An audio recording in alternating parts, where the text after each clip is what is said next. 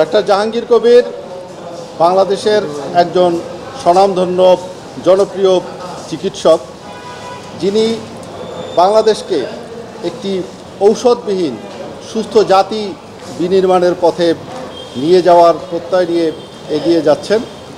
তো তার এই জনপ্রিয়তাকে পুঁজি করে একটি স্বার্থান্বেষী মহল সামাজিক যোগাযোগ মাধ্যমে অজস্র ভুয়া পেজ খুলে তার নামে বিভিন্ন মানহীন নিম্নমানের ঔষধ বিক্রি করছেন এবং মিস্টার জাহাঙ্গীর কবিরকে একজন অন্য টাইপের ডাক্তার হিসেবে চিহ্নিত করছেন, যেগুলোর সাথে তিনি সম্পৃক্ত নন।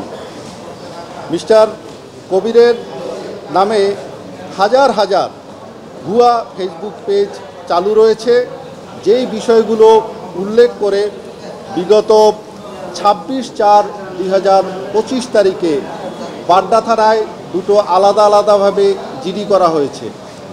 অত্যন্ত দুঃখের বিষয় হচ্ছে, তার নামে হাজার হাজার ভুয়া ফেসবুক পেজ চালু থাকলেও তার যেই ভেরিফাইড ফেসবুক পেজ, যেটার 3.6 মিলিয়ন ফলোয়ার সংখ্যা, তার রোগী এবং অন্যান্য যারা সেটার সাথে সম্পৃক্ত ছিল, সেই ভেরিফাইড ফেসবুক পেজটি বন্ধ করে দেওয়া হয়েছে।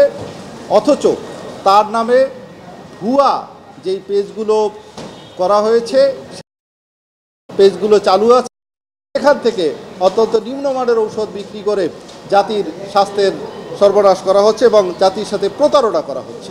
এই বিষয়গুলো নিয়ে 26/4-এ জিডি করার পরেও কোনো পদক্ষেপ নেওয়া হয় নাই। কোনো পদক্ষেপ না নেওয়ার পরিপ্রেক্ষিতে মিস্টার জাহাঙ্গীর কবির বিটিআরসি বরাবরে দরখাস্ত দিয়েছেন বিগত 12/5/2025 তারিখে। বিটিআরসিকে এবং ফেসবুক অথরিটিকে দরখাস্ত দেওয়ার পরেও তারা এ ব্যাপারে কোনো পদক্ষেপ নেয় নাই। এখানে উল্লেখ্য যে আমরা যেই জিডি করেছি এবং করেছি, সেখানে 100-র উপরে ভুয়া যে ফেসবুক পেজগুলো চালু আছে তার ব্যাপারে সেগুলো লিঙ্ক সহ উল্লেখ করে দেওয়া হয়েছে, কিন্তু তারপরে সেগুলো বন্ধ করা হয় নাই।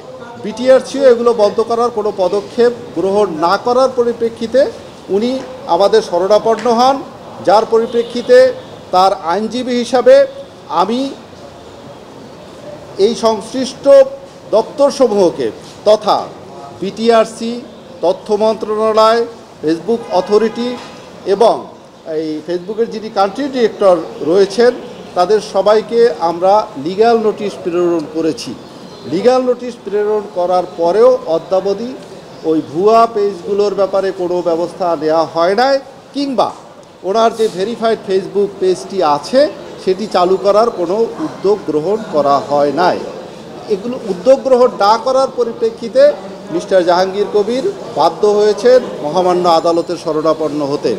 উনি আজকের রিট পিটিশন দায়ের করেছেন যাতে করে ওনার অরিজিনাল ফেসবুক পেজটি খুলে দেওয়া হয় এবং ওনার নামে চালুকৃত যত ভুয়া ফেসবুক পেজ এবং আইডি আছে, যারা নিম্নমানের ওষুধ বিক্রি করতেছেন, জাতির সাথে প্রতারণা করছেন, তাদের সেগুলো যেন বন্ধ করে দেওয়া হয়।